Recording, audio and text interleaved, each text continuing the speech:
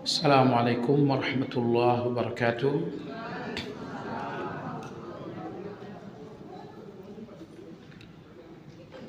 Innal hamdalillah nahmaduhu wa nasta'inuhu wa nastaghfiruh wa na'udzu billahi min shururi anfusina wa min sayyiati a'malina. من يهد الله فلا مضل له ومن يضلل فلا هادي له وأشهد أن لا إله إلا الله وحده لا شريك له وأشهد أن محمدا عبده ورسوله لا نبي بعده.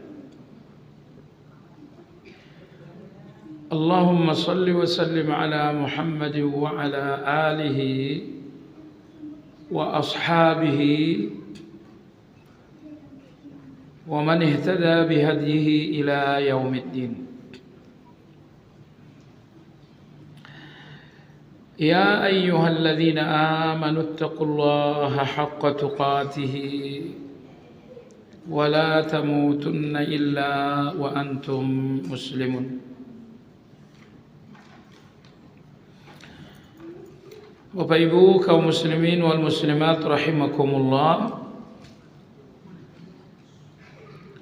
Insyaallah hari ini kajian Asmaul Husna memasuki pembahasan pada nama Allah yang ke-19, yaitu Al-Muta'al.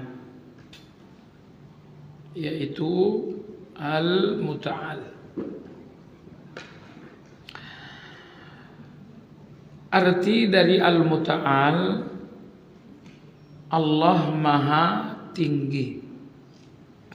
Allah Maha Tinggi. Dua nama sebelumnya juga berarti Allah Maha Tinggi. Al-Ali, Allah Maha Tinggi. Al-A'la, Allah Maha Tinggi juga. Al-Muta'al juga Allah Maha Tinggi. Apa perbedaan tiga kemahatinggian ini? Jemaah sekalian, ada dua perbedaannya. Perbedaan yang pertama, Al-Ali, Maha Tinggi Allah dengan segala sifat-sifat sempurna. Maha Tinggi Allah dengan segala sifat-sifat sempurna. Nah, jadi Maha Tinggi Allah karena rahmannya Allah sangat sempurna. Maha Tinggi Allah karena ghaniyun, kemahakayaan Allah sangat sempurna. Maha Tinggi Allah karena qawiyun, kekuatan Allah sangat sempurna. Jadi karena semua sifat Allah itu betul-betul sempurna, inilah kemahatinggian Al-Ali. Maha Tinggi Allah karena Allah memiliki segala sifat yang sempurna. Semoga Bapak Ibu tidak lupa apa yang dimaksud dengan sifat yang sempurna, yakni sifat tiada batas. Misalnya Allah Maha Penyayang, kasih sayangnya Allah nggak ada batas. Misalnya Allah Maha Kuat, kekuatan Allah tiada batas. Misalnya Allah Subhanahu wa Ta'ala Maha Baik, baiknya Allah itu tiada batas. Misalnya Allah Al-Wahhab Maha Memberi, pemberian Allah tiada batas.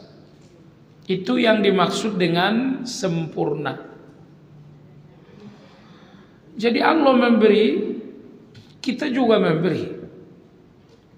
Namun pemberian Allah itu sempurna dalam arti tiada batas. Kalau pemberian-pemberian kita serba terbatas. Baik, jemaah sekalian, maka di antara manusia ini sangat mulia sekali karena banyak sifat-sifat Allah yang ada pada manusia.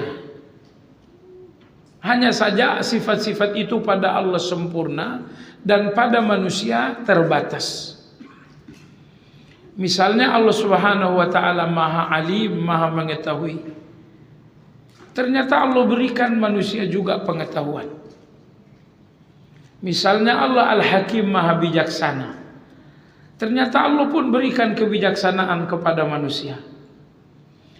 Jadi bahwa Allah memberikan sebagian sifat-sifatnya kepada manusia, inilah salah satu istimewanya manusia. Perhatikan, ciptaan Allah itu ada malaikat, ada manusia, ada jin, ada binatang. Tetapi yang Allah pilih untuk menjadi Rasul bukan malaikat, apalagi jin. Yang dipilih oleh Allah untuk menjadi Rasul adalah manusia. Ini menunjukkan betapa mulianya manusia.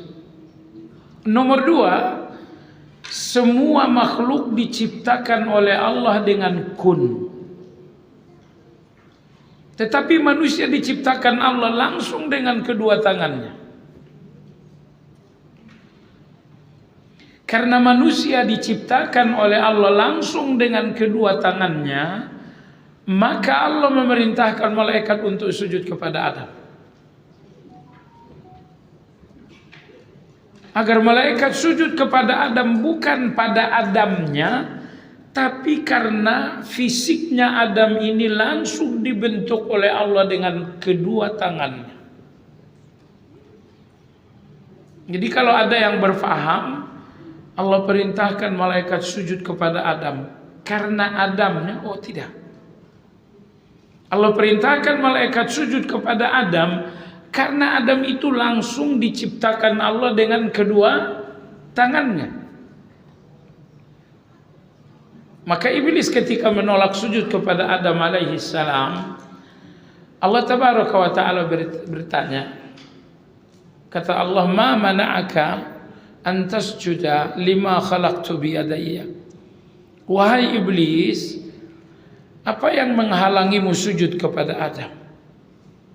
Bukankah Adam ini aku ciptakan langsung dengan kedua tanganku? Jadi karena kedua tangan Allah yang ciptakan Adam, maka Allah memerintahkan malaikat dan jin untuk sujud kepada Adam alaihi salam. Nah, jadi ini kemuliaan kita yang kedua. Kemuliaan kita yang pertama bahwa Allah memberikan kita sifat-sifatnya. Walaupun dengan ukuran yang serba terbatas. Allah Al-Alim, Allah berikan kita ilmu. Allah Al-Hakim, Allah berikan kita kebijaksanaan. Allah Subhanahu wa taala Al-Wahhab, Allah berikan sebagian kita sifat pemberi juga. Makanya ibu-ibu sekalian yang saya hormati, akhlak yang mulia ini ada beberapa tingkatan ya. Akhlak mulia yang paling tinggi adalah akhlak mulia yang langsung berhubungan dengan nama Allah. Misalnya memberi. Anda seorang yang dermawan. Dermawan itu akhlak yang sangat mulia karena langsung berhubungan dengan nama Allah Al-Wahhab. Jadi tidak semua akhlak yang mulia itu berhubungan dengan nama Allah. Ambil contoh misalnya tawadhu, rendah hati. Ini tidak berhubungan dengan nama Allah. Gitu ya. Baik. Jadi betapa mulia manusia karena Allah memberikan sebagian sifat-sifatnya untuk manusia. walaupun dengan pengertian yang terbatas. Maka Allah Ar-Rahman dengan kasih sayang yang tiada batas. Tapi Allah berikan kita kasih sayang yang terbatas. Allah Subhanahu wa ta'ala Wahhab, Maha memberi. Allah berikan kita jiwa dermawan walaupun terbatas. Jadi ketika Allah berfirman dalam Al-Quran, laqad khalaqnal insana fi ahsani taqwim, sungguh kami telah ciptakan manusia dalam bentuk yang sangat indah sekali. Pertama, indahnya manusia, indah tubuh manusia. Kenapa tidak indah tubuh kita? Tubuh kita langsung diciptakan oleh Allah dengan kedua tangannya melalui orang tua kita yang bernama Adam. Allah tidak pernah mengakui ahsani taqwim untuk malaikat, karena tubuh malaikat tidak diciptakan oleh Allah dengan kedua tangan. Allah tidak pernah mengakui ahsani taqwim untuk jin, apalagi untuk binatang. Karena semua makhluk diciptakan oleh Allah dengan kun fayakun. Tetapi manusia ini diciptakan oleh Allah dengan kedua tangannya. Maka Allah mengatakan, kalian manusia ahsani taqwim, kalian adalah makhluk yang paling indah. Kenapa? Karena kalian buah kedua tanganku. Karena kita buah kedua tangan Allah, maka Allah pun memberikan kita sebagian sifat-sifatnya. Lalu kemudian di antara indahnya kita ini sudah pernah disampaikan bahwa Allah meletakkan tugas kehambaan alias ibadah di setiap anggota tubuh kita. Perhatikan Bapak Ibu, apa ada anggota tubuh Anda yang tidak memiliki fungsi ibadah? Gak ada. Mata Anda, telinga Anda, lidah Anda, tangan kaki Anda, perut dan alat reproduksi Anda, bahkan ruas-ruas jari yang kecil ini pun memiliki fungsi-fungsi ibadah. Ini semuanya menunjukkan betapa manusia ini ahsani taqwim. Baik, kita kembali kepada kajian kita Ibu. Jadi kemahatinggian Al-Ali Maha Tinggi. Al-Ali adalah kemahatinggian di mana Anda sanjungkan kepada Allah segala sifat-sifat yang sempurna. Ketika Anda sanjung Allah, ya Allah Engkau Ar-Rahman, Anda sedang Ali, meninggikan Allah dengan Al-Ali. Ketika Anda sedang menyanjung Allah, ya Allah Engkau adalah Al-Karim, yang maha baik, maka Anda sedang Ali, sedang meninggikan Allah Azza wa Jalla.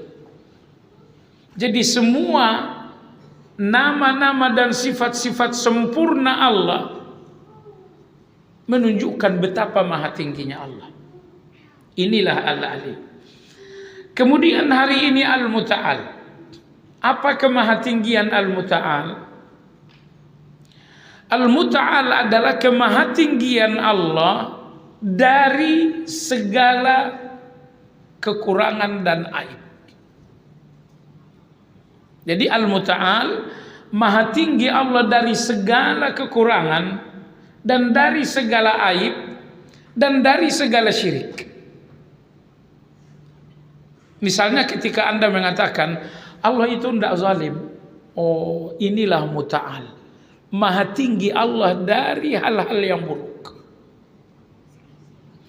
Ketika misalnya Anda mengatakan Allah Subhanahu wa ta'ala tidak akan membiarkan,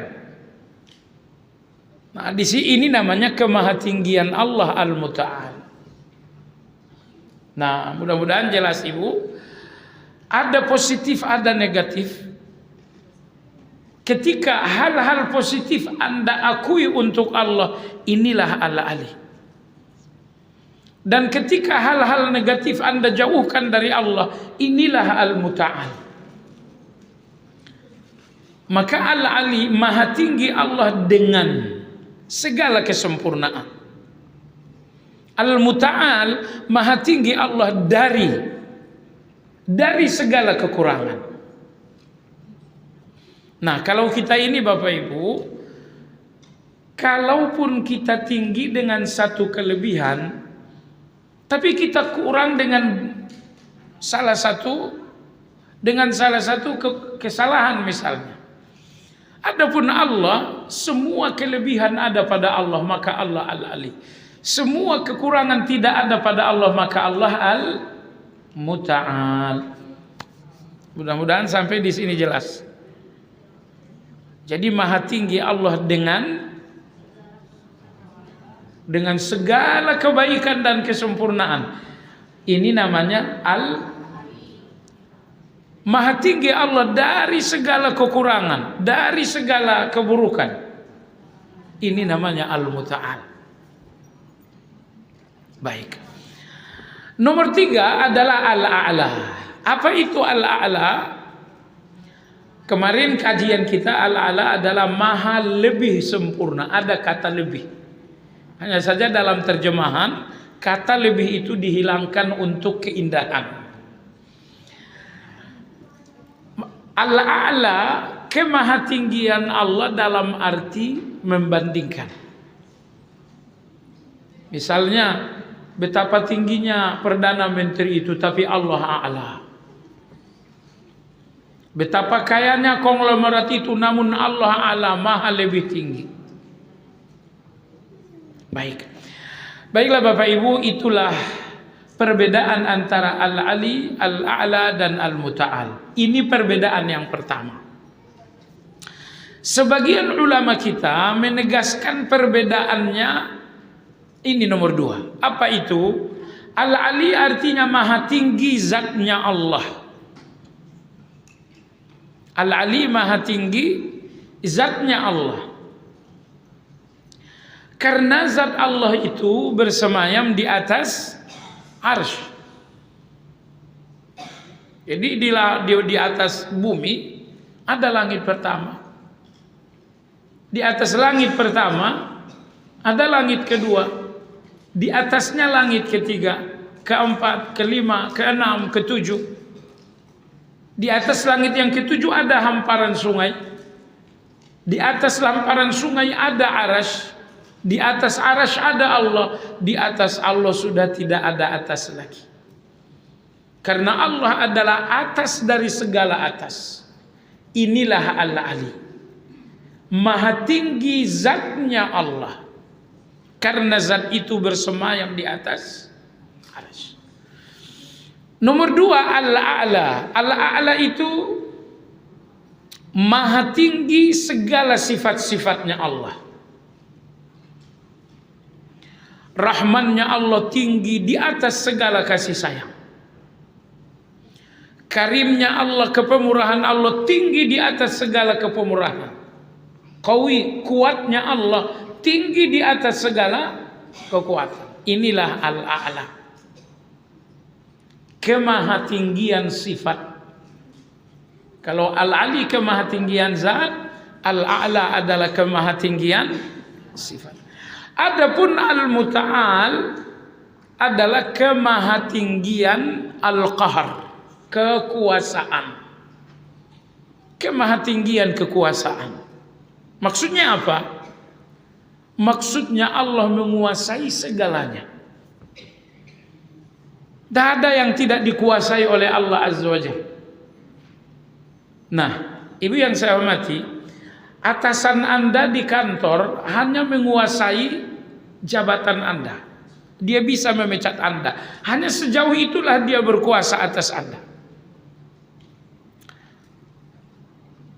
Tetapi kekuasaan Allah atas semua manusia, kekuasaan yang bersifat total.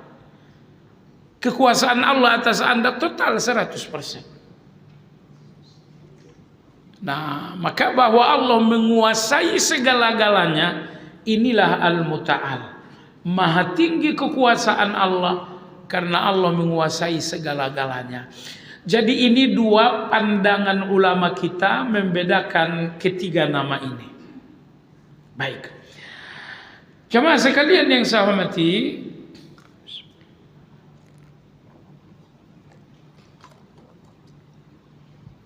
penulis di sini mengatakan Al-Muta'al ala jami'i khalqihi, Allah maha tinggi atas segala ciptaannya. Alladzi ta'ala amma nusiba ilaihi ahlul ihad.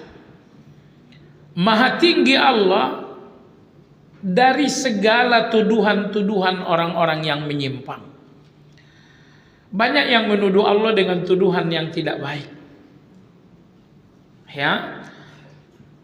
Tuduhan kepada Allah pertama, tuduhan paling jahat datang dari orang-orang Jahmiyah. Orang-orang Jahmiyah menuduh Allah itu nggak punya nama, nggak punya sifat. Terhadap tuduhan yang sangat buruk ini, Al-Muta'al, Allah maha tinggi dari tuduhan buruk tersebut. Lalu datang lagi tuduhan buruk yang kedua dari kaum Mu'tazilah. Orang-orang Mu'tazilah mengatakan Allah itu punya nama, tapi Allah itu nggak punya sifat. Rahman itu namanya Allah, tapi kasih sayang itu bukan sifatnya Allah. Hayyun itu namanya Allah, tapi maha hidup itu bukan sifatnya Allah. Qawiyun itu namanya Allah, tapi kuat itu bukan sifatnya Allah. Jadi Allah punya nama, namun Allah tidak memiliki sifat. Ini tuduhan keji kedua, datang dari orang-orang Mu'tazilah. Tuduhan keji berikutnya datang dari orang-orang yang tidak mengakui sifat zatiyah bagi Allah. Mereka mengatakan Allah tidak memiliki tangan. Mereka mengatakan Allah tidak memiliki wajah. Padahal Allah mengatakan wa yabqa wajhu rabbik. Nanti akan abadilah wajah Rabbmu. Jadi Allah mengakui dirinya memiliki wajah. Tiba-tiba datang dari orang-orang tuduhan Allah tidak punya wajah. Allah mengatakan Adam aku ciptakan dengan kedua tanganku. Tiba-tiba datang sekelompok orang mengatakan Allah nggak punya tangan. Nah, ini kekejian yang tuduhan kekejian yang ketiga atau yang keempat ini. Baik. Tuduhan keji berikutnya kepada Allah dari orang jahat adalah tuduhan dari kalangan Nasrani dan Yahudi. Bahwa Nasrani dan Yahudi menuduh Allah punya anak. Yahudi mengatakan Allah punya anak bernama Uzair. Nasrani mengatakan Allah punya anak bernama Isa. Maka Allah Al-Muta'al, maha tinggi Allah dari tuduhan kalian, wahai orang Yahudi, wahai orang Nasrani. Di antara tuduhan buruk kepada Allah datang dari orang-orang Asy'ariyah. Karena orang-orang Asy'ariyah menuduh perbuatan dan keputusan Allah tidak mengandung hikmah. Allah putuskan fulan ini sakit, apakah dalam keputusan Allah itu ada hikmah? Kata mereka tidak. Keputusan Allah, perbuatan Allah di dalamnya tidak ada hikmah. Mereka tuduh perbuatan dan keputusan Allah tidak ada hikmah. Padahal Ahlu Sunnah wal Jamaah bersepakat setiap keputusan Allah mengandung tiga hal. Keputusan Allah semuanya di dalamnya terdapat tiga hal. Pertama, di dalam keputusan Allah terdapat keadilan. Kedua, di dalam keputusan Allah terdapat rahmat dan kasih sayang. Nomor tiga, di dalam keputusan Allah terdapat hikmah. Jadi berapa tadi? Ahlu Sunnah wal Jamaah berpandangan setiap perbuatan dan keputusan Allah di dalamnya terdapat tiga hal. Pertama, di dalamnya terdapat keadilan. Baik, contoh. Allah putuskan misalnya si fulan ini sakit. Iya. Tapi bukankah Allah juga pernah memberikannya sehat? Tuh. Jadi Anda jangan berpikir Allah putuskan dia sakit tanpa Allah pernah memberinya sehat. Semua keputusan Allah itu adil. Baik.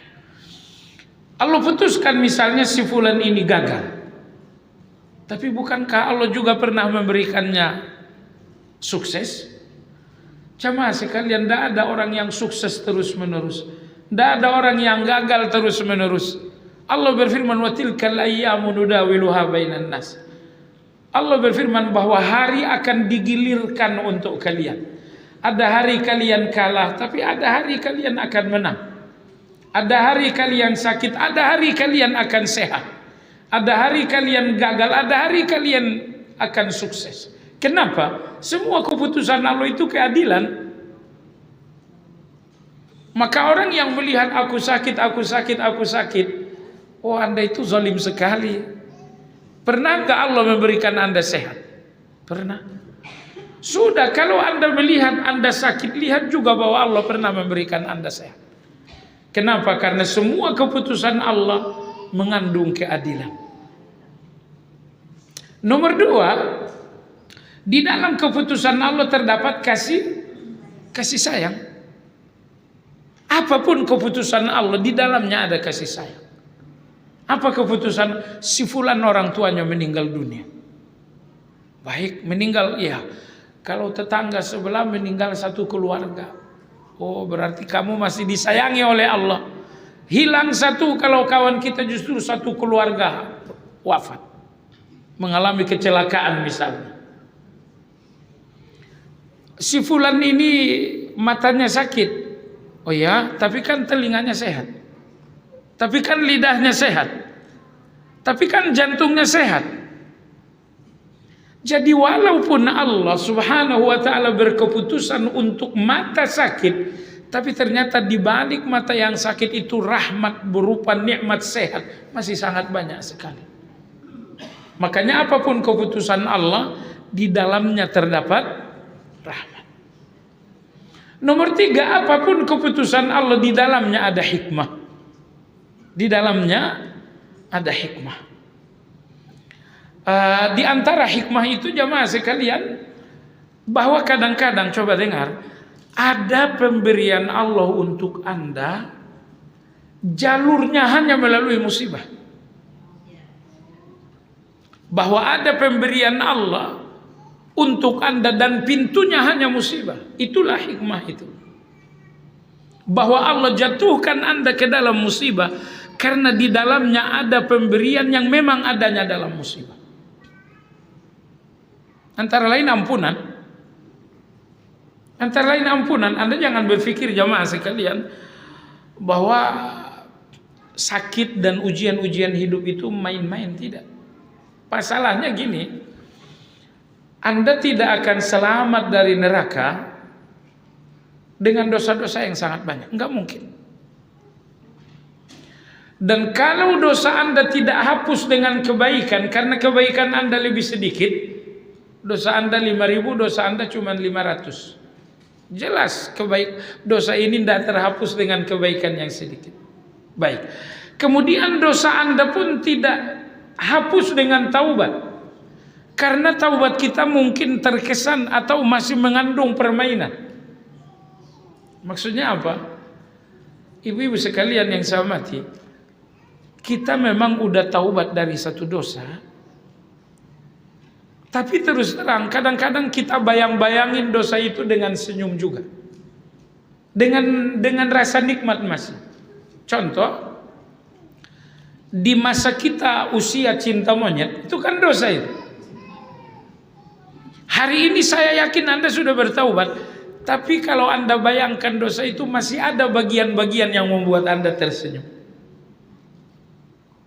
Nah, bukankah ini salah satu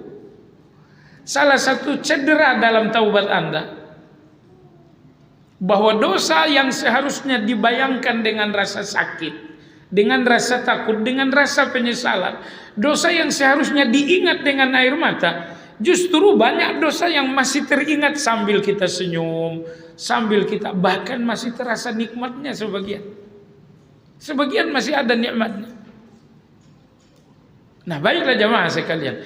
Sehingga dosa Anda kadang-kadang tidak hapus dengan taubat itu, karena taubat ini masih ada permainannya. Pertanyaannya, bagaimana Anda akan bersih dari dosa lalu selamat dari neraka kalau kebaikan Anda nggak bisa menghapus dosa itu? Kalau taubat Anda nggak bisa menghapus dosa itu, lalu bagaimana dosa ini akan bersih? Allah berikan Anda ujian. Allah uji dengan sakit, Allah uji dengan gagal, Allah uji dengan fitnah, Allah uji dengan hutang piutang. Semuanya untuk Anda bersih.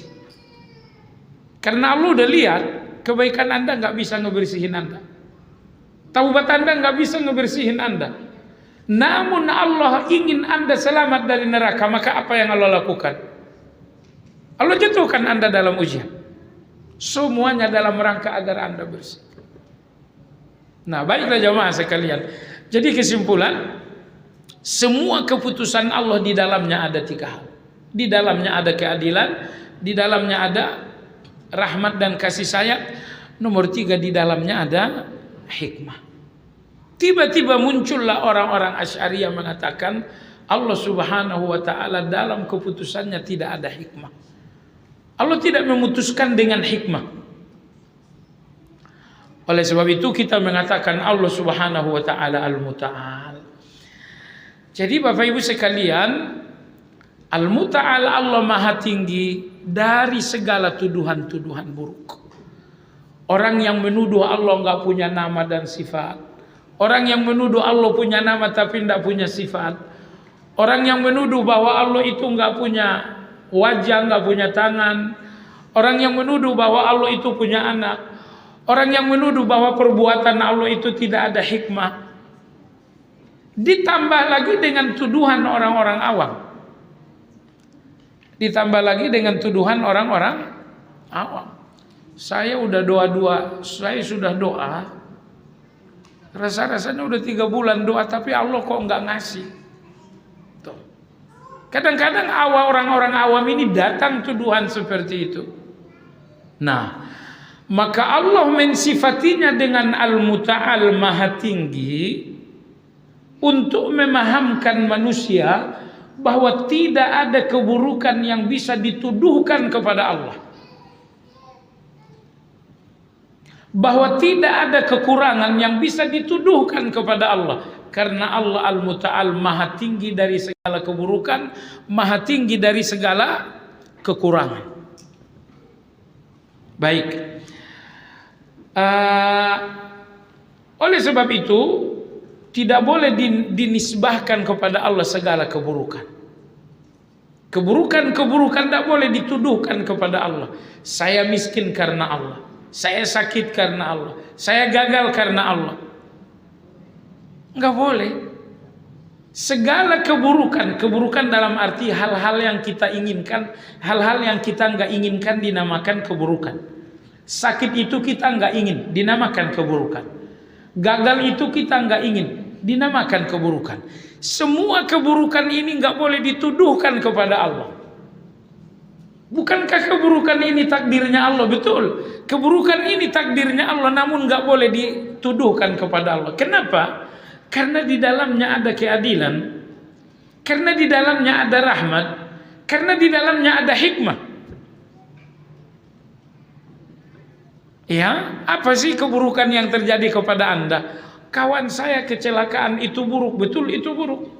Takdir Allah, betul itu takdir Allah. Tapi bahwa Anda katakan kawan saya celaka karena Allah, nggak boleh. Kenapa? Sekali lagi, di setiap keputusan Allah ada 3 kebaikan. Makanya keputusan itu nggak boleh dianggap keburukan bagi Allah Azza wa Jalla. Di dalam kecelakaan ini ada keadilan Allah, ada rahmat Allah, ada hikmah Allah. Sehingga nilai buruknya sangat kecil dibandingkan 3 nilai ini. Baiklah jamaah sekalian, itulah pengertian Al-Muta'al, Maha Tinggi Allah dari segala tuduhan-tuduhan buruk. Berikutnya jamaah sekalian, bagaimana kita mengimani nama Al-Muta'al ini?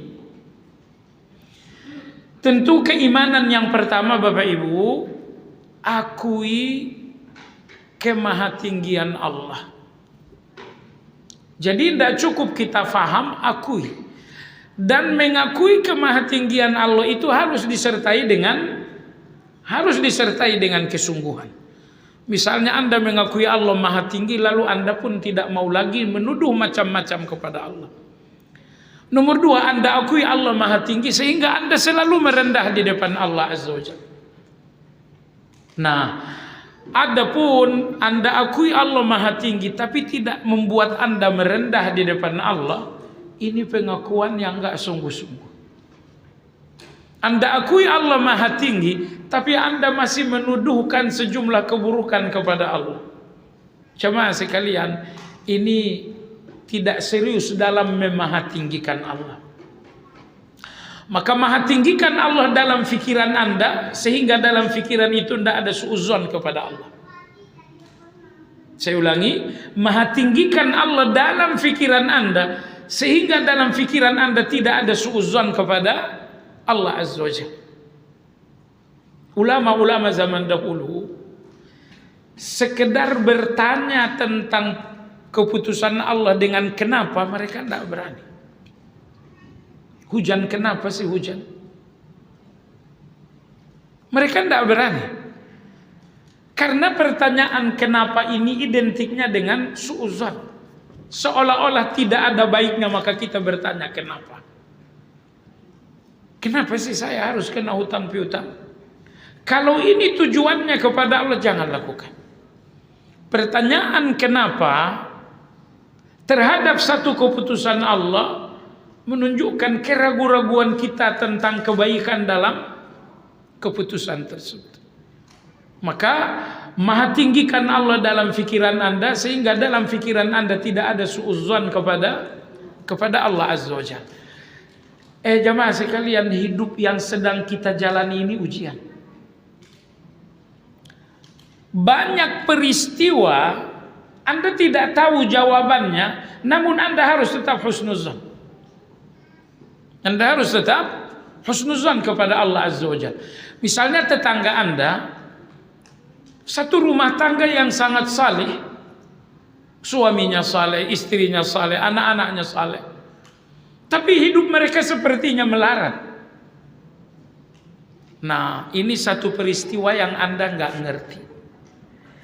Sejumlah ketidakmengertian Anda pada peristiwa-peristiwa hidup ini adalah ujian Allah terhadap husnuzon Anda. Jadi Allah uji husnuzon Anda kepada Allah melalui peristiwa-peristiwa yang Anda nggak ngerti. Orang-orang yang beriman, meski banyak peristiwa yang mereka nggak ngerti, mereka tetap husnuzon kepada Allah Azza wa Jalla. Misalnya Zakaria meninggal dibantai oleh orang-orang Yahudi. Nabi Yahya alaihi salam meninggal, kepalanya dipancung oleh orang Yahudi sewaktu sujud. Nabi Yahya alaihi salam sewaktu sujud, orang Yahudi datang dan mereka penggal kepalanya sewaktu sujud. Pertama, Nabi Yahya ini nabi, seorang rasul dicintai oleh Allah. Kenapa Allah nggak tolong? Kan kadang-kadang kita berpikir begitu. Maka sekali lagi saya katakan, banyak peristiwa yang Anda nggak ngerti untuk menguji husnuzon Anda kepada Allah Azza wa Jalla. Karena Bapak Ibu, husnuzon kepada Allah gampang kalau Anda dapat uang. Husnuzon kepada Allah gampang kalau Anda sehat. Tapi husnuzon kepada Allah melalui ujian, husnuzon kepada Allah melalui peristiwa yang Anda nggak ngerti, ini berat. Ini berat. Oleh sebab itu, ingat, Allah itu saya husnuzon kepada Allah, saya ngerti atau saya nggak ngerti. Saya husnuzon kepada Allah dalam keadaan saya sehat atau dalam keadaan saya sakit. Nah, kenapa? Karena dunia ini adalah kehidupan ujian. Di antara ujian adalah ujian husnuzon Anda melalui peristiwa-peristiwa yang Anda nggak tahu jawabannya. Itu iblis kenapa Allah ciptakan padahal Allah benci? Iya kan? Allah benci iblis. Tapi kenapa juga diciptakan oleh Allah Azza wa Jalla? Sekali lagi Allah udah katakan, wahai kalian penghuni dunia, hidup kalian ini untuk diuji. Allah uji kalian dengan setan, Allah uji kalian dengan iblis. Jadi jangan lagi nanya, kenapa Allah ciptakan setan padahal Allah tidak suka? Kenapa Allah ciptakan iblis padahal Allah benci? Sekali lagi karena Allah hadirkan kita dalam kehidupan dunia ini untuk ujian-ujian itu. Ya kalau tidak ada iblis, tidak ada ujian. Nah baiklah jemaah sekalian yang saya hormati. Jadi maha tinggikan Allah dalam fikiran Anda. Bahwa dalam fikiran itu tidak ada suudzon kepada Allah Subhanahu wa ta'ala. Maha tinggikan Allah dengan perilaku bahwa Anda selalu tunduk kepada Allah Azza wa Jalla. Maha tinggikan Allah dengan ucapan bahwa Anda terus menerus memuji-muji Allah Azza wa Jalla. Ibu yang saya hormati, orang yang terlalu sedikit memuji Allah, mereka masih kurang memaha tinggikan Allah. Kalau Anda tahu betapa maha tingginya Allah, Anda nggak akan seharusnya berhenti memuji. Tingginya manusia misalnya hanya sampai di tingkat level presiden saja, tapi kita puji, kita sanjung, kita bilang hebat, kita yang luar biasa, kita bilang bijaksana. Itu tingginya manusia di level presiden saja sudah membuat kita memuji. Oh dia hebat, dia luar biasa, dia bijaksana, dia faham strategi dan lain-lain. Makanya oleh sebab itu maha tinggikan Allah dengan lisan, dengan cara teruslah menyanjung Allah Subhanahu wa ta'ala. Jemaah sekalian yang saya hormati, saya kira kita semua sepakat Bapak Ibu bahwa kalau kita menyadari nikmat ini, pada akhirnya tidak ada waktu untuk Anda berhenti memuji.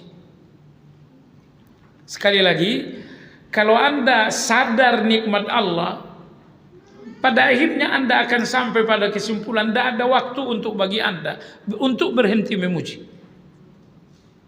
Kapan waktunya Anda berhenti memuji? Jawabannya ketika nikmat itu udah berhenti. Berhentikan nikmat Allah untuk Anda? Enggak berhenti. Bahkan Masya Allah jamaah sekalian, ada sejumlah nikmat yang Anda enggak tahu sama sekali. Bagaimana Anda memuji Allah atas hal itu? Antara lain misalnya, nah ini penting, sejumlah keadaan baik kita adalah ganti dari doa-doa yang Allah tidak terima. Mungkin Anda pernah meminta, ya Allah angkatlah aku pada jabatan A, ternyata Allah nggak kasih. Mungkin Anda meminta, ya Allah berikanlah aku uang sekian, ternyata Allah nggak ngasih. Nabi kita dalam hadis sahih mengatakan, keadaan-keadaan baik kalian dalam jumlah yang sangat banyak adalah ganti dari Allah untuk doa-doa yang Allah tidak terima. Baik, saat ini kesehatan Anda baik kan? Saat ini suami istri Anda semuanya romantis kan? Saat ini anak-anak Anda semuanya saleh kan? Saat ini ekonomi rumah tangga cukup bukan? Saat ini Anda sampai ke tempat ini selamat, tidak terjadi kecelakaan di jalan raya. Jadi banyak keadaan-keadaan baik kita adalah ganti dari doa-doa yang Allah tidak terima. Allah nggak terima secara harfiah. Ya Allah kasih aku jabatan. Allah nggak kasih jabatan itu, tapi diganti oleh Allah dengan kesehatan. Allah maha tahu, mungkin Allah maha tahu, Allah tahu ada penyakit kanker yang sangat mematikan menuju Anda. Tiba-tiba Anda berdoa, ya Allah berikan aku uang. Lalu Allah katakan, permintaan uangmu diganti dengan kanker ini gagal ke kamu. Mungkin kita berdoa, ya Allah berikan aku jabatan, tapi Allah tahu bahwa dalam perjalanan kita akan mengalami kecelakaan. Lalu Allah berkeputusan, doamu minta jabatan aku nggak kasih, tapi kecelakaanmu tidak terjadi. Ya Allah, itu kemahabijaksanaan Allah yang nggak nampak oleh kita. Jadi Anda jangan berpikir keadaan-keadaan baik Anda ini murni nikmatnya Allah. Anda jangan berpikir itu, keliru. Yang betul, sejumlah keadaan-keadaan baik Anda adalah ganti dari Allah untuk doa-doa Anda yang untuk doa-doa Anda yang seolah tidak diterima oleh Allah Azza wa Jalla. Makanya Bapak Ibu teruslah berdoa, berdoa, berdoa, berdoa. Kalau doa ini tidak memberikan Anda keinginan, maka doa ini menjauhkan Anda dari keburukan. Sekali lagi, kalau doa ini tidak memberikan Anda keinginan, maka doa ini menjauhkan Anda dari keburukan. Dan ingat, dua-duanya nikmat yang gak boleh terpisah. Kebaikan bukan nikmat kalau keburukan tidak dijauhkan. Contoh, Allah berikan Anda mobil, nikmat enggak? Tapi kalau Allah enggak berikan keselamatan, jadi nikmat enggak? Jadi ternyata mobil kita itu nikmat hanya karena satu keburukan bernama kecelakaan dijauhkan oleh Allah. Makanya saya katakan, kebaikan yang diberikan bukan nikmat tanpa keburukan yang dijauhkan. Nah, jadi ingat, uang Anda itu hanya bisa beli mobil dan gak bisa menjauhkan keburukan kecelakaan. Iya kan? Bisakah uang Anda membayar kecelakaan jangan terjadi? Enggak bisa. Baik. Misalnya Allah kasih Anda uang hari ini 2 miliar. Tapi uang 2 miliar ini nikmat kalau Allah jauhkan sehat. Kalau Allah jauhkan sakit. Kalau misalnya Allah kasih Anda uang 2 miliar, tiba-tiba Anda stroke juga. Allah kasih kebaikannya tapi keburukannya tidak dijauhkan. Apakah kebaikan ini nikmat bagi Anda? Tidak. Maka saya mau nanya jamaah sekalian, menurut Anda nilai ada nikmat baik Allah kasih uang misalnya, tapi ada nikmat dijauhkan keburukan bahwa Anda sehat. Dari dua nikmat ini mana yang lebih besar menurut Anda? Dijauhkan keburukan atau diberikan kebaikan? Mana yang lebih besar? Saya katakan ikhtiar Anda hanya menyampaikan Anda kepada kebaikan dan tidak membuat Anda terhindar dari keburukan. Maka Allah Subhanahu wa taala menyayangi Anda kadang dengan memberikan kebaikan. Tapi Allah menyayangi Anda juga dengan menjauhkan keburukan-keburukan dari Anda. Karena Allah tahu kalau Anda tidak dijauhkan dari keburukan, Anda tidak akan menikmati kebaikan yang ada.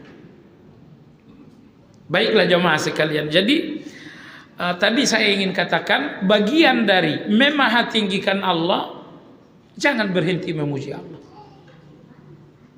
Jangan berhenti memuji Allah. Ketika Anda memahatinggikan Allah, ya Allah Engkau Ar-Rahman, Engkau Ar-Rahman. Tapi ternyata Allah maha tinggi juga dengan Ar-Razzaq. Allah maha tinggi juga dengan Al-Karim. Ala kulli hal, teruslah memuji Allah. Ya, ingat pujian Anda untuk Allah, Allah lebih tinggi daripada pujian Anda. Jadi jangan berpikir pujian Anda untuk Allah sesuai untuk Allah. Tidak. Pujian-pujian kita untuk Allah tetap tidak mencapai Allah yang sesungguhnya. Jadi kalau Anda memuji manusia, Anda bisa memuji seseorang sesuai dengan orangnya. Bahkan Anda bisa memuji seseorang lebih tinggi dari orangnya. Betul? Tapi Allah Azza wa Jalla, bisakah Anda memuji Allah sesuai Allah? Enggak. Pujian-pujian kita untuk Allah lebih rendah dari Allah yang sesungguhnya. Tetapi Allah Asy-Syakur, Allah Maha berterima kasih.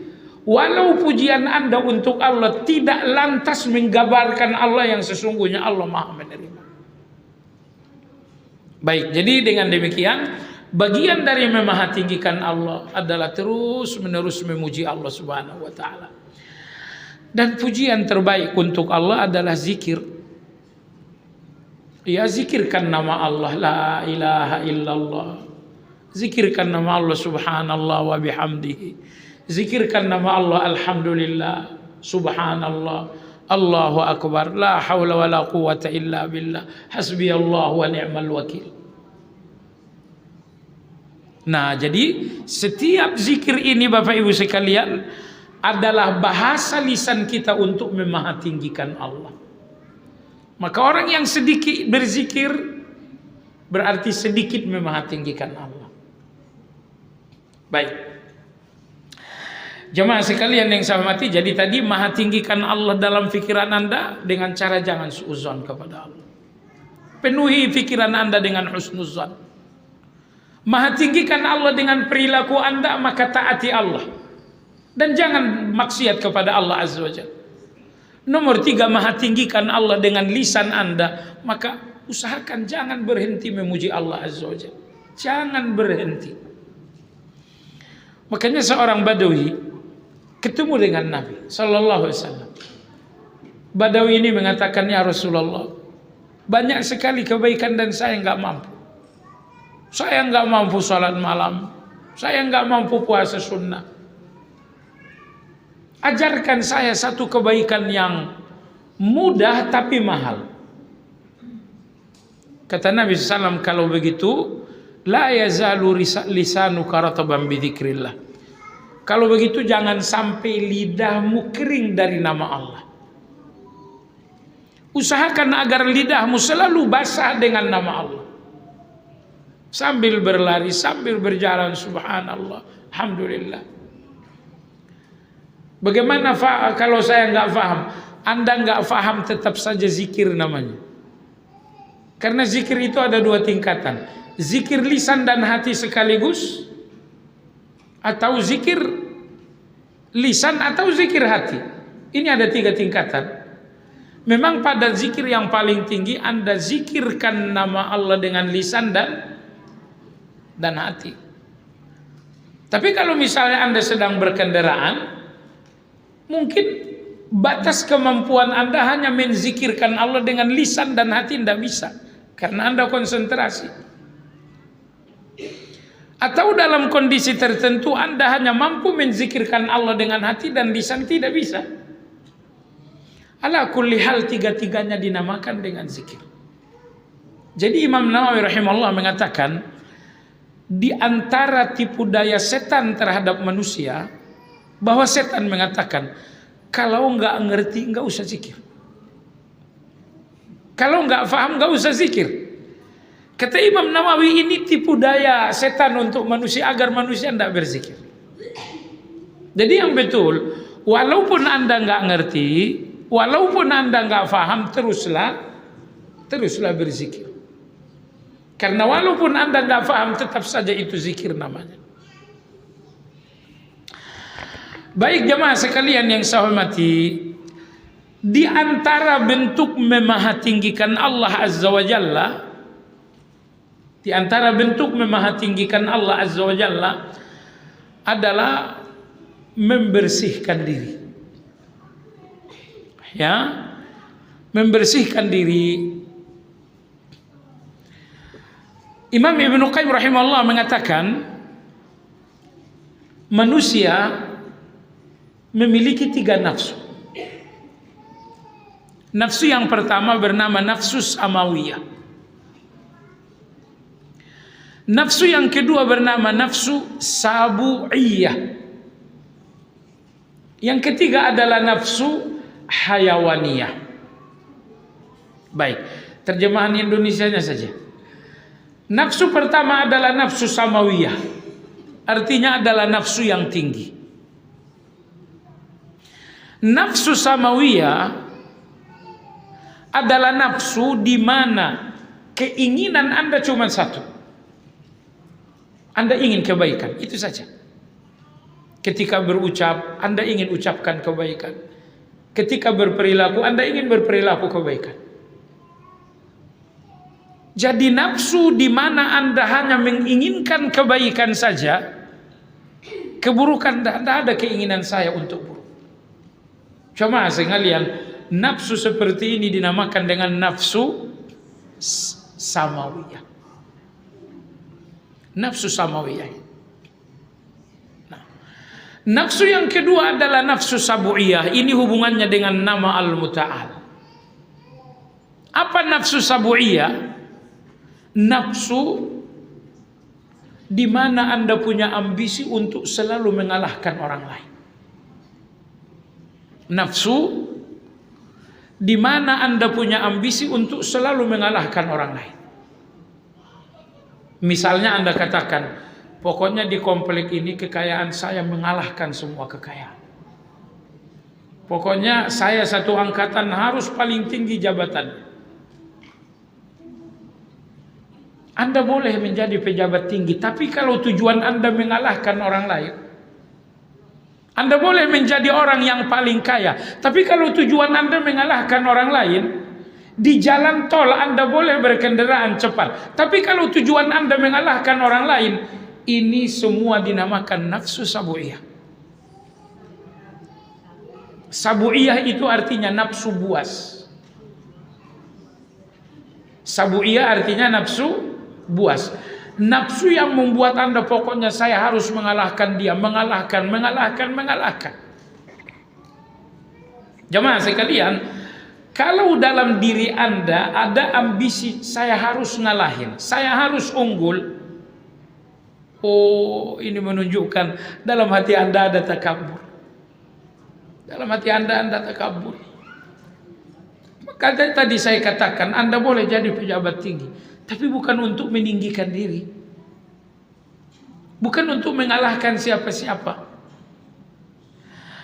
Kalaupun Anda ingin mengalahkan, kalahkan diri Anda saja. Kalahkan malas Anda, kalahkan dendam Anda, kalahkan emosi Anda, kalahkan ambisi-ambisi yang buruk Anda. Adapun manusia di luar diri Anda, tidak ada yang perlu Anda kalahkan. Maka sebagian ulama kita ketika menjabarkan nama Allah Al-Qahhar, beliau mengatakan, kadang-kadang dalam diri manusia ada satu keinginan untuk mengalahkan. Tapi ingat, yang memiliki sifat mengalahkan itu hanya Allah. Manusia hanya boleh mengalahkan satu hal, yaitu mengalahkan dirinya sendiri. Kalahkan malas Anda, kalahkan takabur Anda, kalahkan ujub Anda, kalahkan dendam Anda, kalahkan egois Anda. Cuma sekalian, kadang-kadang ketika kita berkonflik dengan orang lain, kita melihat orang lain itu musuh. Ambil contoh misalnya, Anda suami istri berkonflik.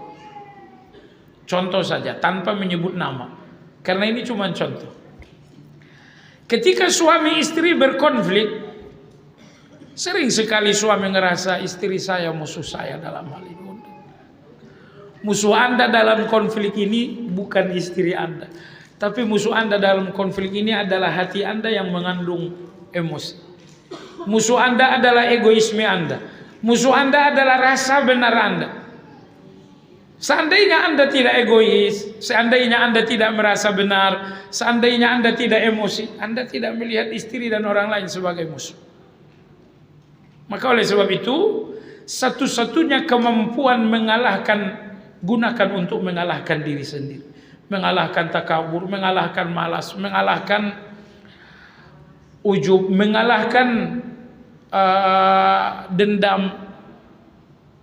Itu yang perlu Anda kalahkan. Orang lain tidak ada yang perlu Anda kalahkan.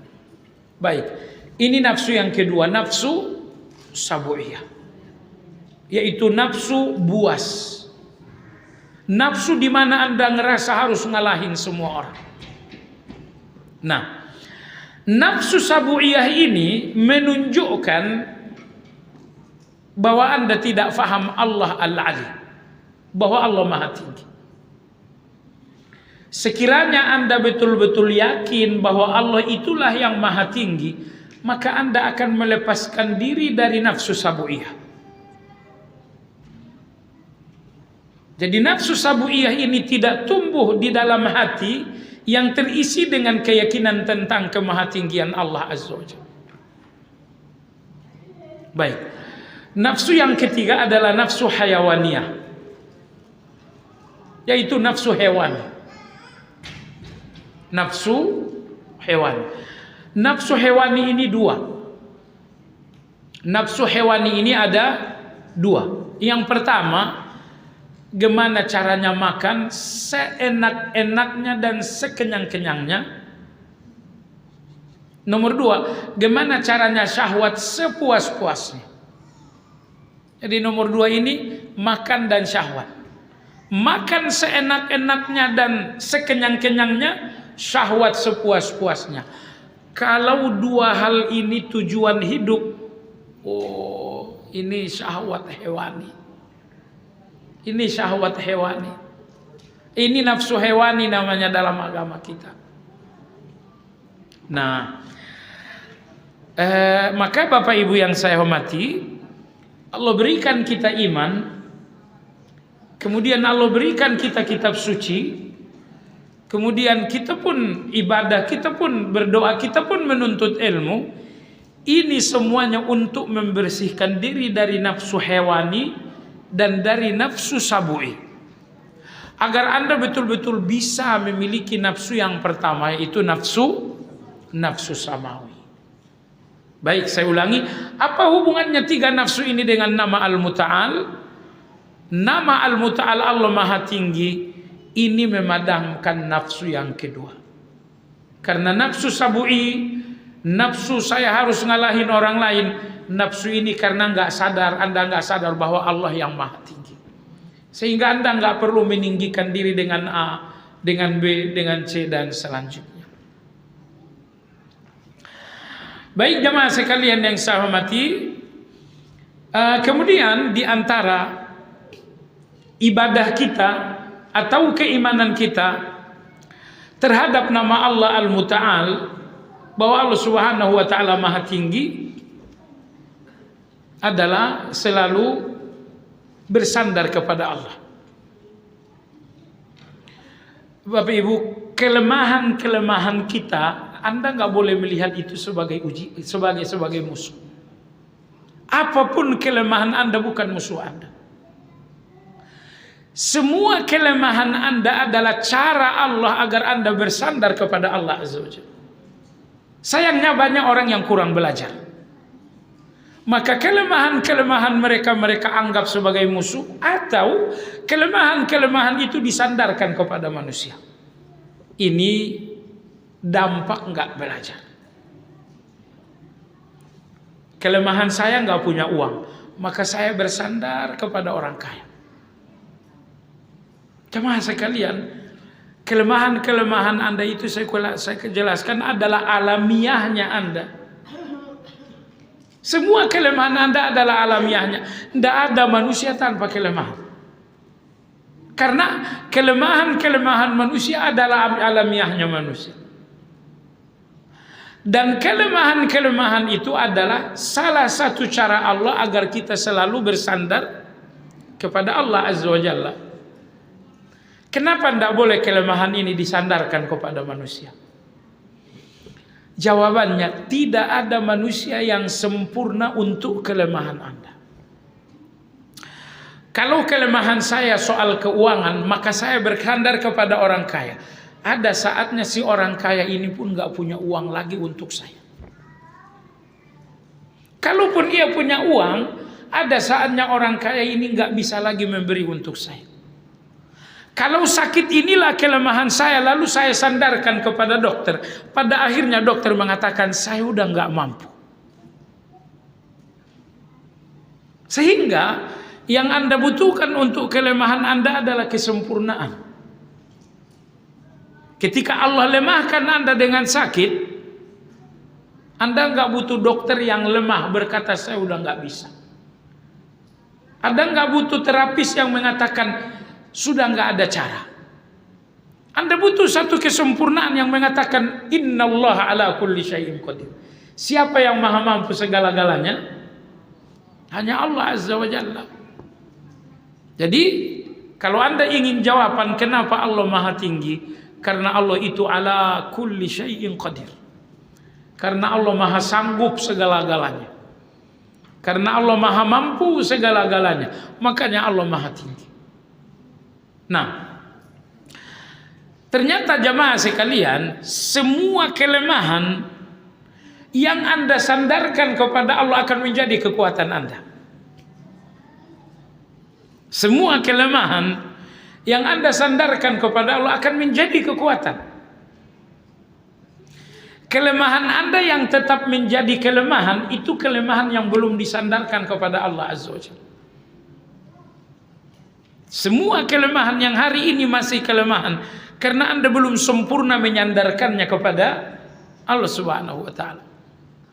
Adapun kelemahan-kelemahan yang telah secara sempurna disandarkan kepada Allah, Anda akan melihat bagaimana kelemahan-kelemahan ini pada akhirnya akan menjadi kekuatan bagi Anda. Nabi Ibrahim alaihissalam saat dibuang ke dalam api, beliau begitu lemah.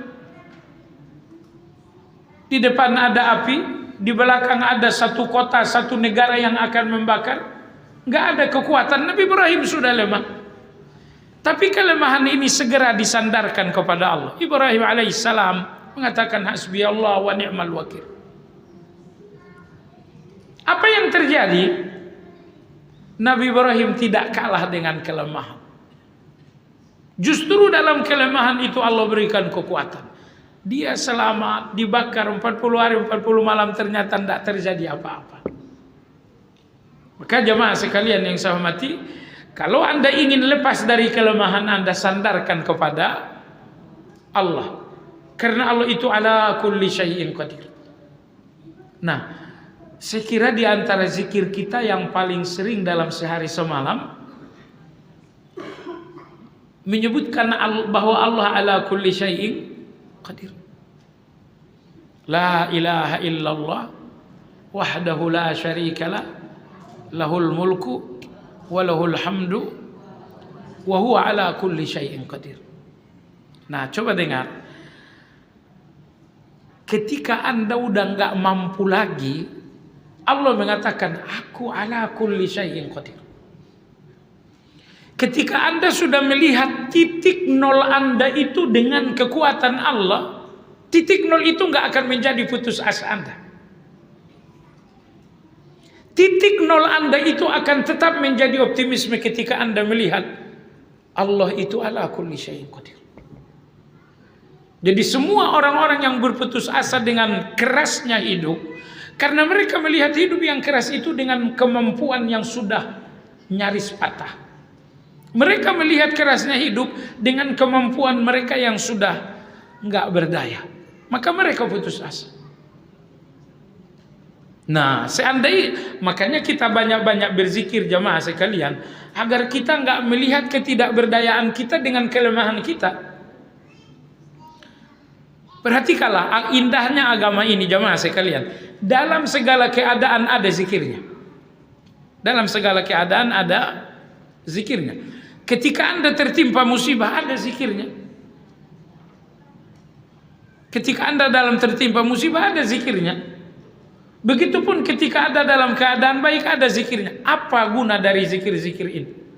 Apa faedahnya? Apa manfaatnya? Antara lain agar Anda selalu merasakan Allah hadir. Di titik lemah Anda zikir, agar Anda sadar, oh Allah hadir di titik lemah saya. Begitu selanjutnya. Maka jamaah sekalian yang saya hormati, putus asa itu hanya bagi mereka yang melihat ketidakberdayaan dengan kelemahan. Semua orang yang melihat ketidakberdayaan dengan kekuatan Allah, mereka nggak akan kehilangan optimisme. Karena Allah telah mengatakan, innallaha ala kulli syai'in qadir. Sesungguhnya Allah maha sanggup segala-galanya, maha mampu segala-galanya. Saya lihat Imam Al-Halimi rahimahullah, saat beliau menjabarkan Allah itu qadir, Allah itu maha sanggup, maha mampu, maha kuasa, beliau mengatakan mampunya Allah dan mampunya manusia berbeda. Mampunya manusia bahwa manusia punya kekuatan, tapi mampunya Allah bahwa dalam diri Allah nggak ada kelemahan. Itu bedanya. Mampunya manusia bahwa manusia memiliki kekuatan, tapi mampunya Allah bahwa dalam diri Allah nggak ada kelemahan sama sekali. Baik, mampunya manusia bahwa manusia punya kekuatan, tapi tetap saja dalam kekuatan manusia itu ada kelemahan. Mampunya Allah bahwa di dalam dirinya Allah itu nggak ada kelemahan sama sekali. Ada nggak lelah yang membuat Allah lemah? Ada nggak sakit yang membuat Allah lemah? Ada nggak tantangan yang membuat Allah lemah? Nggak ada. Maka Allah mengatakan qadir, Allah maha mampu. Apa mampunya Allah itu? Mampunya Allah bahwa dalam diri Allah tidak ada kelemahan. Tapi manusia dinamakan mampu kalau dia memiliki kekuatan. Namun di dalam kekuatan manusia itu ada, jamaah sekalian, kita ini lemah loh. Letih membuat kita lemah. Ngantuk membuat kita lemah. Itu petarung-petarung. Anggaplah misalnya prajurit-prajurit yang jago bertempur. Kalau ngantuk itu pasti salah tembak. Dianggap ini kepala musuh, ternyata ini kepala komandan yang ketembak. Kenapa? Ngantuk saja itu sudah membuat manusia sangat lemah. Tetapi Allah qadir, Allah maha mampu. Apa mampunya Allah? Bahwa dalam diri Allah tidak ada kemelemahan sama sekali. Baiklah jemaah sekalian yang saya hormati, dengan demikian berakhirlah pembahasan kita tentang 3 kemahatinggian Allah. Maha tinggi Allah Al-Ali, yang artinya maha tinggi zat Allah. Yang artinya maha tinggi Allah dengan segala kesempurnaan. Nomor 2, Al-A'la, maha tinggi Allah dengan kemahatinggian sifat. Nomor 3, maha tinggi Allah Al-Muta'al, maha tinggi Allah dalam hal kekuasaan. Bahwa Allah menguasai, bahwa Allah mengalahkan segala-galanya. Inilah 3 kemahatinggian Allah, Al-Ali, Al-A'la, dan Al-Muta'al. Kalau Al-Ali ada zikirnya, kalau Al-A'la ada zikirnya, tetapi Al-Muta'al tidak ada zikirnya. Al-A'la misalnya, ketika Anda sedang sujud, Anda zikirkan Al-A'la, subhana rabbiyal a'la. Tetapi Al-Muta'al apakah ada zikirnya? Tidak ada zikirnya. Maka di sini penulis mengatakan Al-Muta'al tidak ada zikirnya, maka diucapkan dalam doa saja. Kapan diucapkan Al-Muta'al atau Al-Ali atau Al-A'la dalam doa? Jawabannya ketika Anda minta ketinggian kepada Allah, gunakan Al-Ali, Al-A'la atau Al-Muta'al. Misalnya Anda mengatakan Allahumma ya Ali, Allahumma ya A'la, Allahumma ya Muta'al. Ya Allah, Engkau yang maha tinggi, tinggikan derajatku di dunia dan di akhirat. Wahai Allah yang maha tinggi, tinggikan ketakwaanku. Wahai Allah yang maha tinggi, tinggikan istiqomahku. Karena tinggi yang paling Anda butuhkan adalah ketinggian sifat. Tinggi ketakwaan, tinggi kesolehan. Adapun tinggi harta, Anda butuh gak sih? Harta Anda tinggi, kita butuh juga. Tapi itu pun kalau bersamaan dengan sifat yang baik. Jadi baik, apapun ketinggian terpuji yang Anda inginkan, minta sambil menyebutkan Al-Ali, Al-Muta'al atau Al-A'la. Ya Allah yang maha tinggi, tinggikan imanku.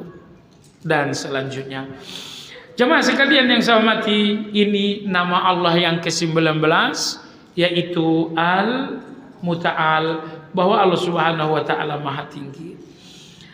Berikutnya adalah nama Allah yang ke-20, yaitu Al-Hamid, bahwa Allah Subhanahu wa taala maha terpuji. Allah terpuji, ya, maka kita mengucapkan alhamdulillah. Jadi alhamdulillah itu zikir yang tersambung langsung dengan nama Allah Al-Hamid. Allah maha terpuji. Jamaah sekalian yang saya hormati, Allah Subhanahu wa taala terpuji karena segala kebaikan ada pada Allah.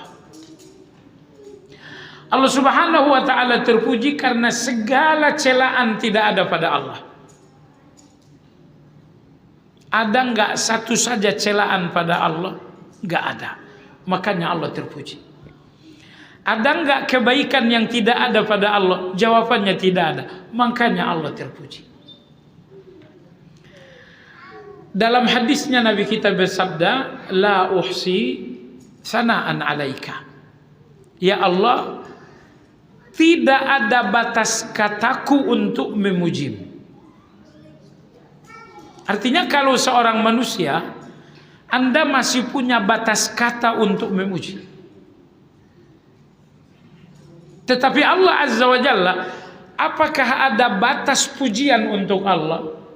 Tidak ada batas pujian untuk Allah Azza wa Jalla. Makanya di dalam i'tidal kita mengatakan Rabbana lakal hamdu. Salah satunya mil'as samawati wa mil'al ard wa mil'a ma syi'ta min syai'in ba'd. Segala puji bagimu ya Allah. Pujian untukmu ya Allah, mil'as samawat, sepenuh langit.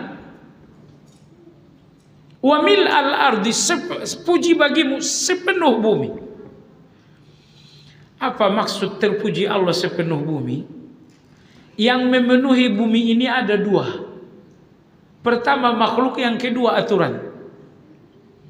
Ada manusia, ada binatang, ada tumbuh-tumbuhan, ada lautan, ada sungai. Ini semuanya makhluk ciptaan. Nomor dua, ada aturan. Allah ciptakan matahari, lalu Allah atur matahari. Allah ciptakan bulan, lalu Allah atur bulan. Allah ciptakan bumi, lalu Allah atur bumi. Maka kita mengatakan, ya Allah, Rabbana lakal hamdu. Wahai Rabb kami, hanya kepadamu lah segala puji. Sepenuh langit engkau terpuji, sepenuh bumi engkau terpuji. Sehingga di bumi ini tidak ada satu makhluk atau satu kejadian melainkan engkau terpuji. Pujian untuk Allah sepenuh bumi maksudnya tidak ada satu ciptaan dan tidak ada satu peristiwa melainkan Allah terpuji. Ya, Anda lihat pohon-pohon, Allah terpuji. Anda lihat angin bertiup, Allah terpuji. Anda lihat sungai mengalir, Allah terpuji. Semua makhluk Allah terpuji. Begitupun dengan peristiwa hujan turun, Allah terpuji. Terjadi kemarau, Allah terpuji. Terjadi banjir, Allah terpuji. Si fulan diangkat, Allah terpuji. Si fulan pensiun, Allah terpuji. Makanya dikatakan terpuji Allah sepenuh bumi. Sepenuh bumi maksudnya semua makhluk dan semua peristiwa Allah terpuji. Apakah ada makhluk di mana Allah terpuji? Misalnya Allah ciptakan satu ciptaan dan Allah nggak terpuji, nggak ada. Semua ciptaan Allah, Allah terpuji. Semua peristiwa Allah Subhanahu wa Ta'ala terpuji.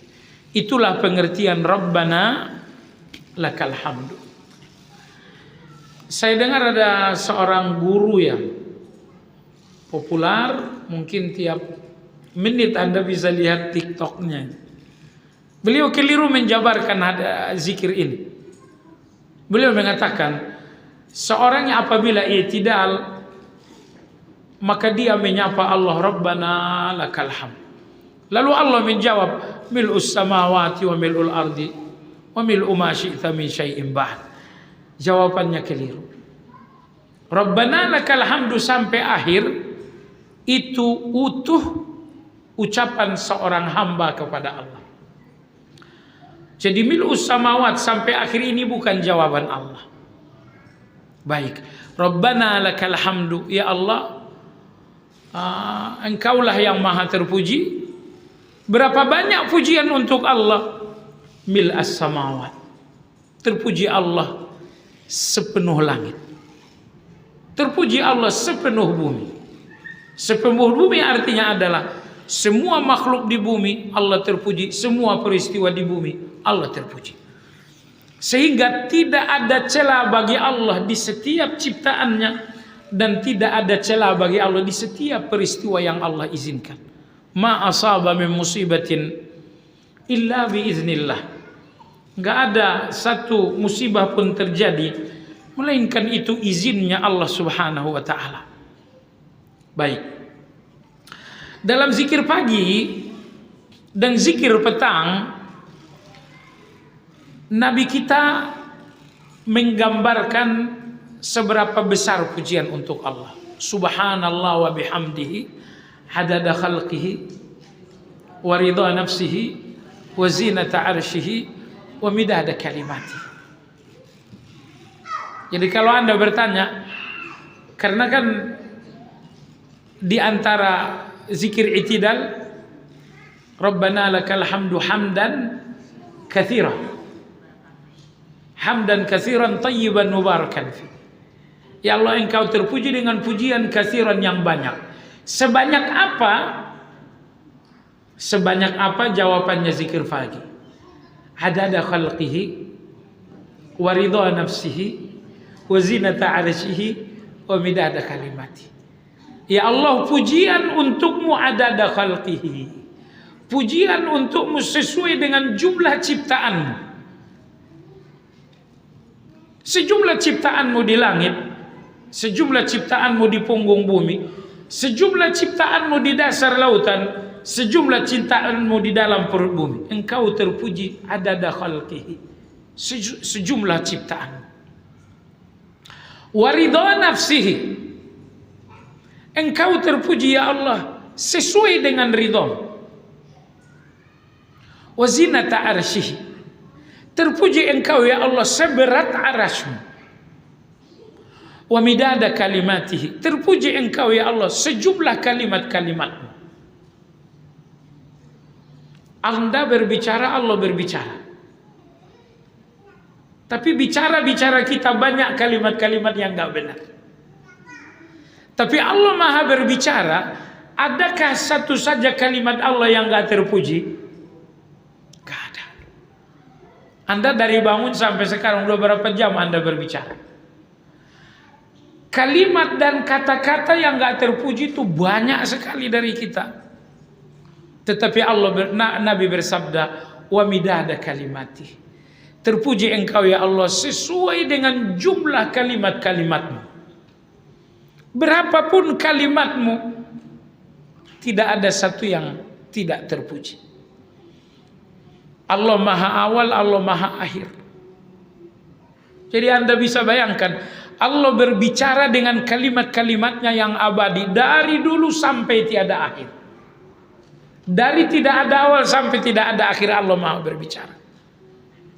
Pertanyaannya, dalam bicaranya Allah itu adakah kalimat yang tercela? Tidak ada. Wa midada kalimati, terpuji Engkau ya Allah di setiap kalimat-kalimat ucapan. Nah, jadi ini memberikan kita gambaran betapa pujian untuk Allah itu enggak terbatas. Terpuji Allah sesuai jumlah ciptaannya, terpuji Allah sesuai dengan ridhonya, terpuji Allah sesuai dengan timbangan arasnya, terpuji Allah di setiap kalimat-kalimatnya. Itulah Al-Hamid itu. Jemaah sekalian yang saya hormati, Allah Tabaraka wa Ta'ala Al-Hamid Maha terpuji. Ya. Sehingga ketika Allah memberi, Allah terpuji.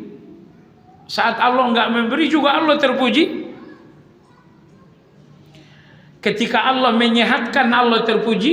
Ketika Allah kirimkan sakit, Allah terpuji juga.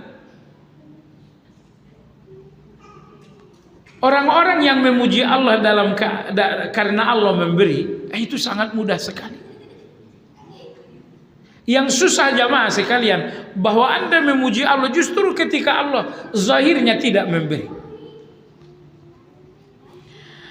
Makanya dalam riwayat yang sahih disebutkan, afdalu ibadillahil hammadun, manusia terbaik dalam pandangan Allah seorang hamba yang banyak memuji. Kapan seorang hamba dinamakan banyak memuji? Alladzina yahmaduna Allah fis sarra'i wat dharra, ketika si hamba memuji Allah dalam keadaan baik ataupun dalam keadaan buruk, dalam keadaan sehat, dalam keadaan sakit, dalam keadaan cukup, dalam keadaan kurang, dalam keadaan selamat ataupun dalam keadaan celaka. itu baru dinamakan Anda memuji Allah dengan sebanyak-banyaknya. Bahwa Anda memuji Allah di setiap kebaikan-kebaikan, Anda pun memuji Allah di setiap keadaan-keadaan tidak baik. Nah, kalau Anda memuji Allah dalam keadaan baik, dalam keadaan buruk, Anda dinamakan Hammadun. Dan Hammadun ini adalah orang yang terbaik dalam pandangan Allah Subhanahu wa ta'ala. Jemaah sekalian, ketika Allah menurunkan Al-Quran, Allah menyebutkan pujiannya.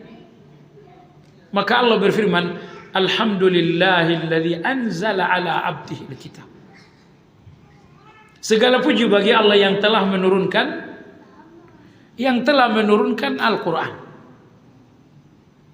Jadi di antara betapa terpujinya Allah bahwa Allah turunkan Al-Quran ini. Karena tidak ada manusia yang terpuji kecuali dengan Al-Quran.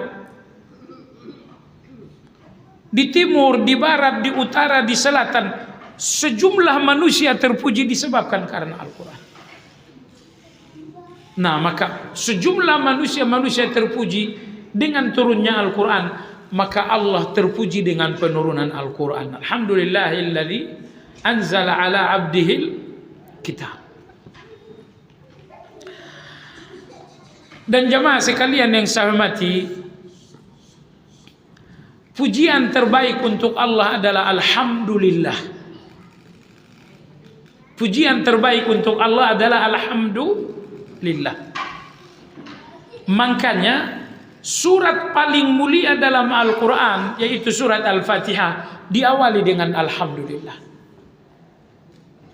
Terpujinya Allah dengan turunnya Al-Quran juga dengan Alhamdulillahilladzi anzala ala abdi. Nabi Ibrahim, dia adalah Khalilullah.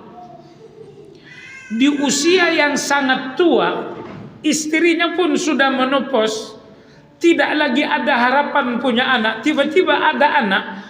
Tentu Nabi Ibrahim memuji Allah dengan pujian paling luar biasa. Pertanyaan, apa pujian Nabi Ibrahim? Pujian Nabi Ibrahim untuk nikmat yang logisnya nggak mungkin ada lagi. Ibrahim alaihissalam memuji Allah dengan Alhamdulillah. Allah berfirman, Alhamdulillahilladzi wahaba li 'alal kibari Ismail wa Ishaq.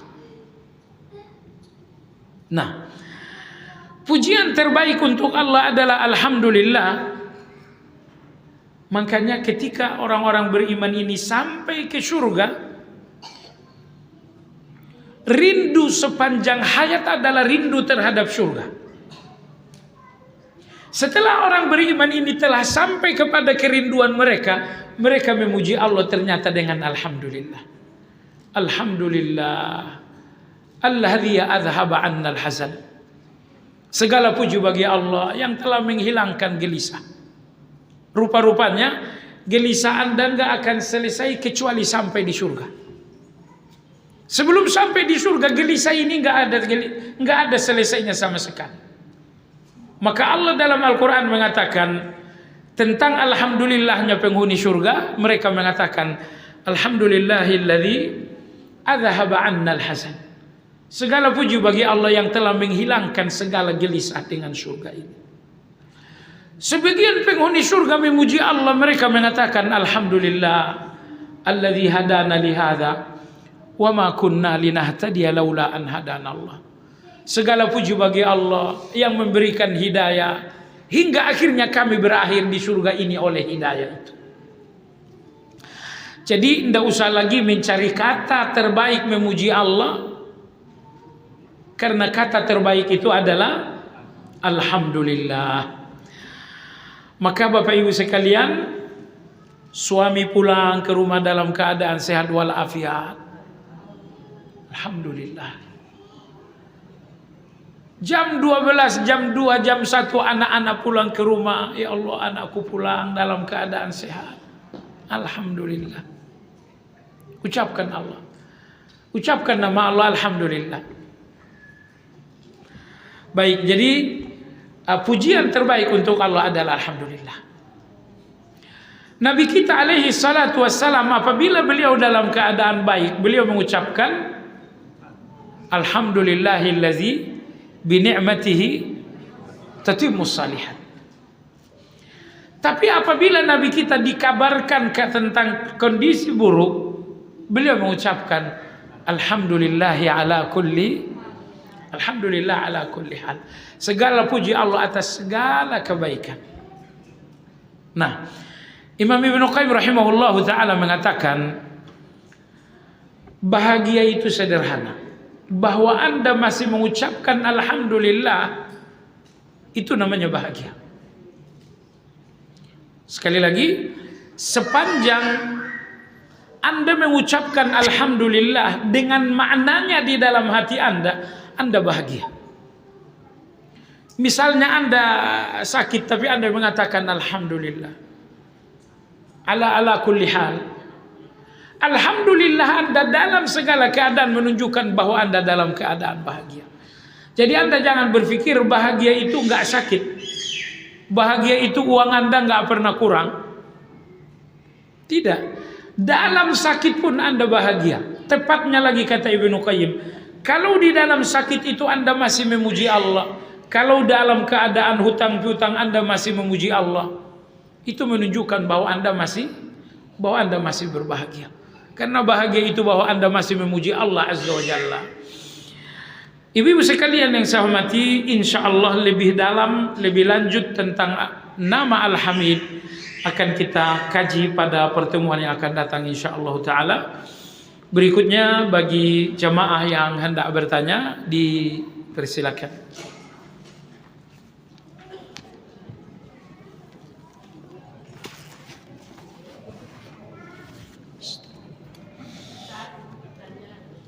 Iya ibu silakan. Waalaikumsalam warahmatullahi wabarakatuh.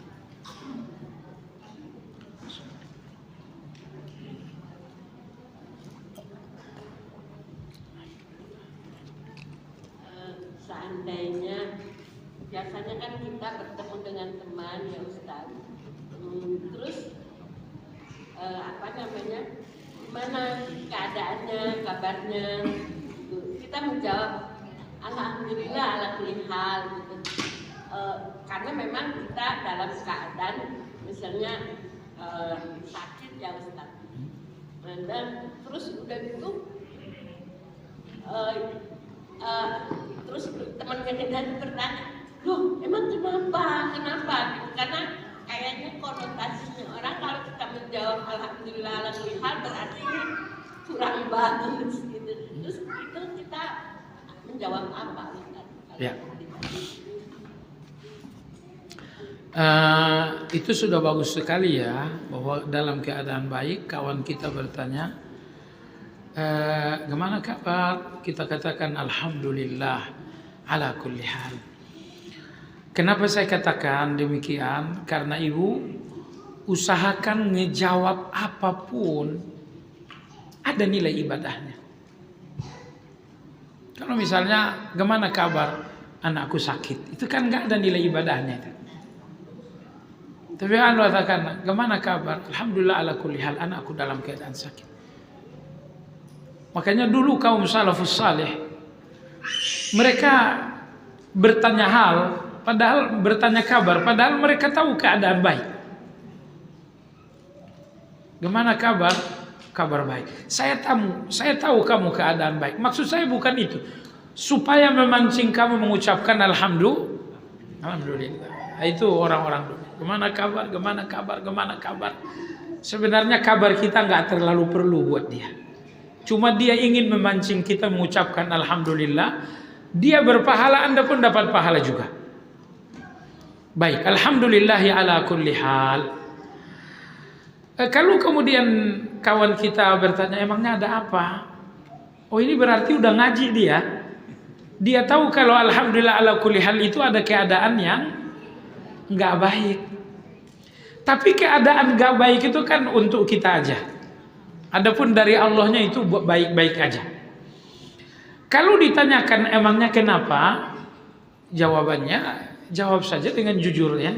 saya dalam keadaan sakit, ya misalnya keadaan keluarga begini-begini, kenapa perlu kita jujur? Enggak semua keadaan buruk itu harus disembunyikan. Kadang-kadang kita butuh doa orang lain untuk keadaan buruk kita. Karena Anda enggak tahu jemaah sekalian, keadaan buruk ini terlepas boleh jadi bukan dengan doa, tapi doa kawan Anda. Nabi bersabda, di antara doa yang betul-betul didengar Allah, wa du'aul mu'min li akhihi ala dhahril ghaib.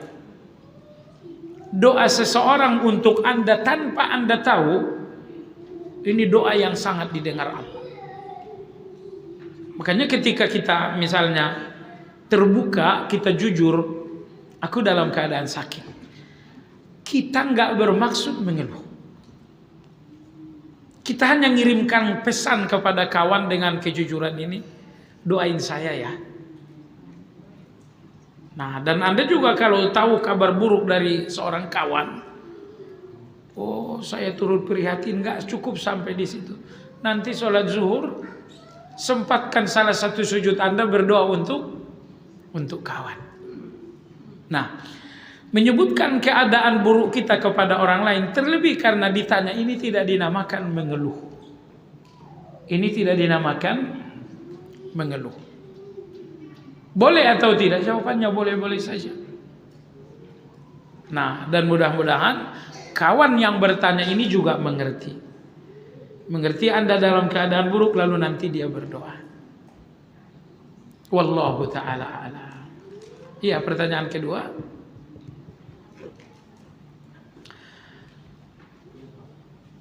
Sebagian kita kan kalau ditanya keadaan, emang ada apa? Ya udah ada aja. Anda kalau ngomong ada aja nyakitin juga itu. Jangan ada rahasia lagi. Ya, sampaikan kepada kawan. Kalau ini memang kawan yang terpercaya kan, insya Allah dia akan berdoa untuk Anda, sehingga keadaan buruk itu akan selesai. Ya, pertanyaan lain?